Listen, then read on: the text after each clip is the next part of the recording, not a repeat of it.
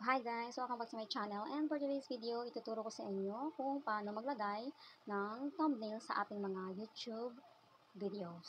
So, kung interesado kayong malaman, tapusin nyo lang itong video nito. Let's start!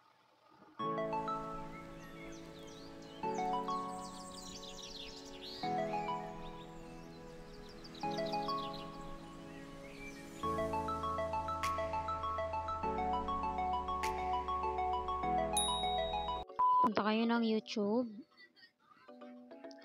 Pindutin nyo yung plus sign sa gitna. Upload a video. Pindutin nyo na yung video na i-upload nyo. Click next. And dito sa gilid, sa taas, nakikita nyo yung image na may plus sign.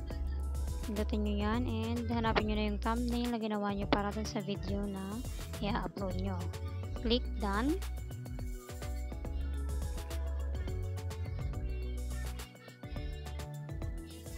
And dito, maglalagay kayo ng title.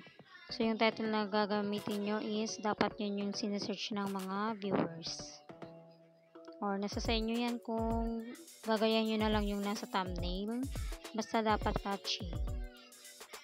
Yung thumbnail nyo and yung title. And dapat pinag-isipang mabuti para mas maraming mahatak na viewers.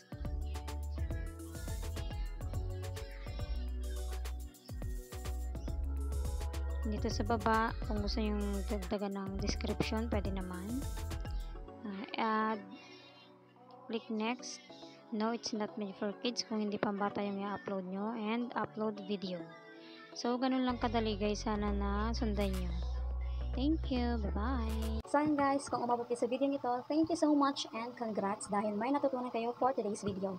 And kung nagustuhan nyo itong video na to, pa-like, share, comment, and subscribe naman ang aking channel para updated kayo sa mga videos na i-upload ko. Thank you so much. Bye!